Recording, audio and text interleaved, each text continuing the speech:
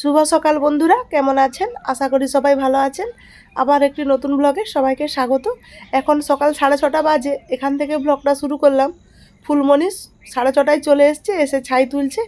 আপনারা তো দেখেছেন কাল ধান ভাপ তোলা হয়েছিল, আজকে ধান সিদ্ধ হবে, তাই সকাল সকাল এসে ওই ছাইগুলো তুলে দিয়ে ধান ছাঁকবে। ছাই ফেলে দিয়ে এসে ও ধান ছাঁকছে। গ্রামের এই সকাল খুব সুন্দর, প্রাকৃতিক পরিবেশটাও খুব সুন্দর। দেখুন, আজ রবিবার, প্রচণ্ড চাপের মধ্যে দিনটা যাবে।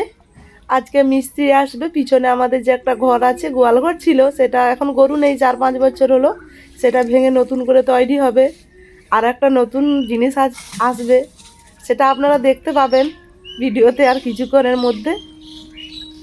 দেখবেন ভিডিওটা প্রথম থেকে, আশা করি সবার ভালো লাগবে।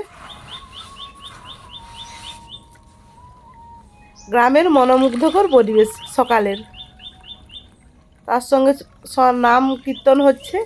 যাদের বাড়ি হরি মন্দির আছে পাশের বাড়ি, তাদের কানে ভেসে আসছে, খুব ভালো লাগছে।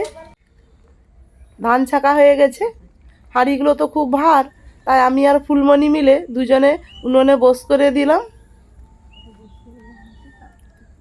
কালকে সারাদিন সারা রাত জল খেয়েছে ধানগুলো, আজকে সেগুলো জল থেকে ছেঁকে হাঁড়িতে দিয়েছে। আর হাঁড়িটা খুব ভারী লাগবে, সেই জন্য দুজনে মিলে ধরে উনুনে বস করাচ্ছি।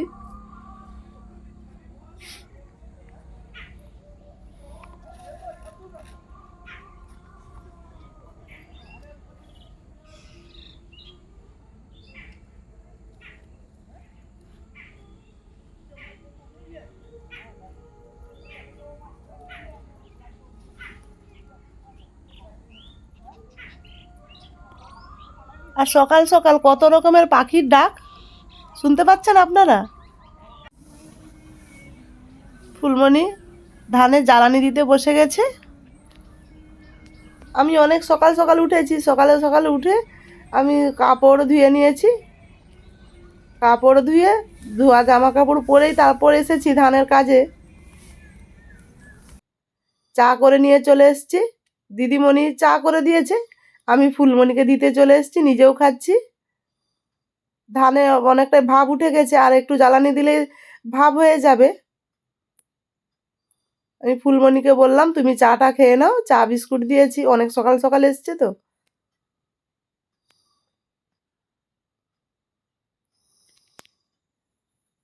ফুলমণি চা বিস্কুট খাচ্ছে।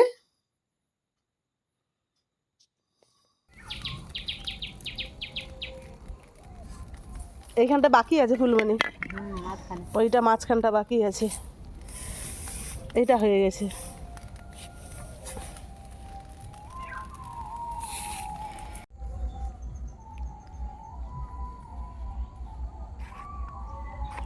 ধানটা ভাব উঠে গেছে, এবার আমি আর ফুলমণি মিলে ঢেলে নিচ্ছি।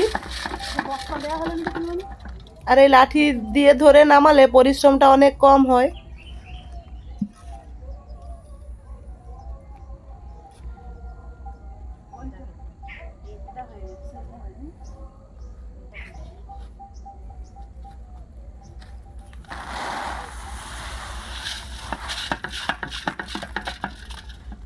ঝাড়তে হবে তো, খড়ের লুটি একটা করো।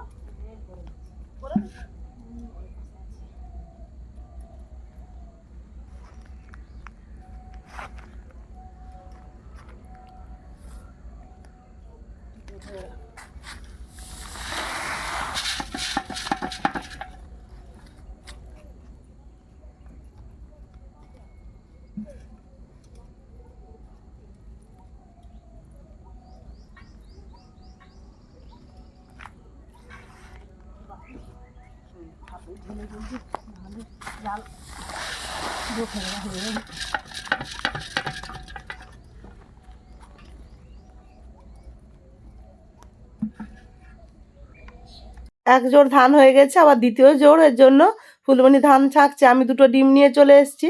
আজ রবিবার, মাংস হবে, ভাই আসবে, বাবা আসবে, ভাইয়ের সম্বন্ধী আসবে, সবাই আসবে, তাই মাংস হবে। আর ও তো মাংস খায় না, ও ডিম দুটো সিদ্ধ করে নিলাম। আর এদিকে দিদিমণি আলু কুটতে বসে গেছে। আলু মাংসের জন্য আলু কাটছে আর ভাজবো আলু। সব কিছুগুলো কেটে টেটে নিয়ে জোগাড় করে বসলে তাড়াতাড়ি হয়ে যাবে। এদিকে দুজন মিস্ত্রি চলে আসছে, হামিদদা আর রাউসানদা। ফুলমণি সব 3 জোড় ধান হয়ে গেছে, এবার দিদিমণি জ্বালানি দিতে বসছে। ফুলমণি ততক্ষণ ধানগুলো মিলিয়ে দিবে রোদে। আমি তো আজ খুব রান্নার দিকেই থাকবো। আর আজকে 7-8 জন খাবে দুপুরবেলা, সকালে মুড়ি খাবে, দুপুরে আবার ভাত খাবে, তাই আমাকে রান্নার দিকেই থাকতে হবে। এদিকে ডালটা বসিয়ে দিয়েছি আর আলু ভেজে নিচ্ছি।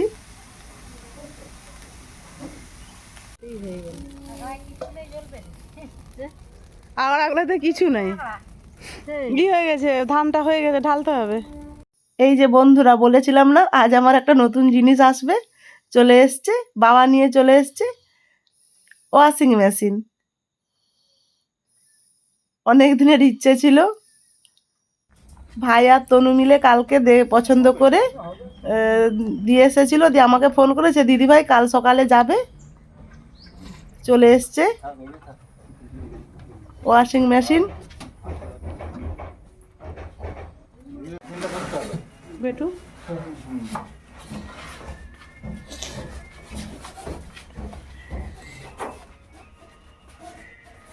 ধরবি যে এখন না, আপাতত এখানেই থাক, ধান ডোলটা তো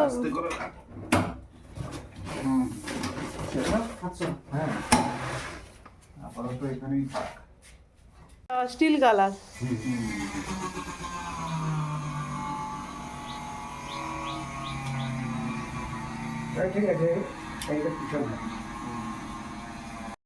সবাই মুড়ি খেতে বসে গেছে, চপ আর পেঁয়াজি নিয়ে এসেছিল, চপ পেঁয়াজি দিয়ে ওদেরকে মুড়ি খেতে দিয়ে দিয়েছি। বাবা, 2 ভাই, আমার ছেলে আর যে মিস্ত্রি, মিস্ত্রি নয় গাড়ির ড্রাইভার যে এসেছিল ওয়াশিং মেশিনটা নিয়ে, সবাই মুড়ি খেয়ে নিল।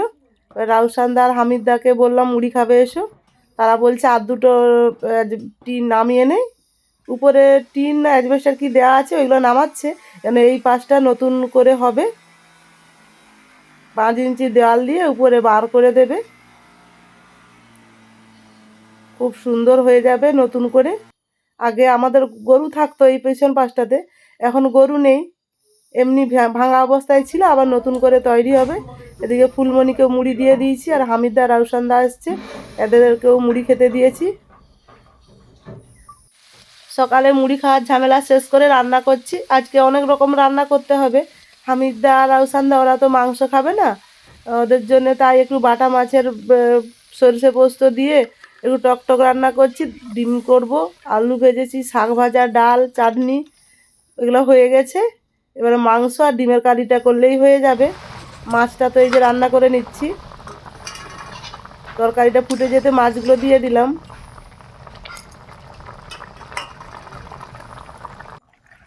মশলা কষিয়ে এবার মাংসটা করে নিচ্ছি। আজ সারাদিন অনেক ব্যস্ততার মধ্যে কাটছে, অনেক রকম রান্না করতে হচ্ছে, তারপর ধান সিদ্ধ হলো, সবাই ভাত মুড়ি দুটোই খাবে তো, তাই একটু চাপও বেশি। মাংসটা হয়ে গেছে, খুব সুন্দর ফুটছে, আজ একটু কম তেল দিয়ে রান্না করেছি। 2টো ডিম সিদ্ধ করেছিলাম, তারপরে হামিদদা আর রাউসানদার জন্য আবার 2টো ডিম সিদ্ধ করলাম। আর আমাদের মালিক তো সেও মাংস খায় না, এদের জন্য এই যে ডিমের কারি বানাচ্ছি।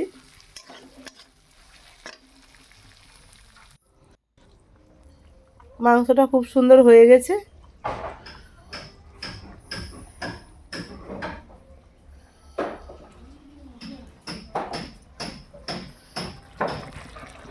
গ্যাসে ডিমটা রান্না করছি, 2 জায়গায় করে করে নিচ্ছি। এবারে দুপুরবেলা সবকে খেতে দিয়ে দিয়েছি, ভাই, বাবা, আমার ছেলে খেতে বসে গেছে। আর তার মধ্যে আমার শরীরটা খুব খারাপ করেছিল, স্বপনদাকে ডেকেছিলাম, 2টো ইঞ্জেকশন দিয়েছে। তো স্বপনদাকে আমিও ছাড়লাম না, স্বপনদাকে বললাম তুমি একটু ভাত খেয়ে যাও, স্বপনদা তো কিছুতেই খাবে না। আমি বললাম না, এসছো যখন দুপুরবেলা একটু খেয়ে যাও, স্বপনদাকে ওখানে টেবিলে দিয়েছি, স্বপনদা খাচ্ছে।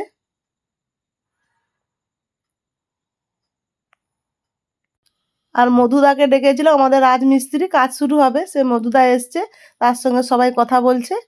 আমাদের হরি মন্দির হবে আর পিছন পাশটা কাজ হবে, আপনারা তো দেখলেন। বন্ধুরা, আমার এই ভিডিওটি যদি ভালো লেগে থাকে আপনারা লাইক, কমেন্ট, শেয়ার করবেন, সাবস্ক্রাইব করবেন।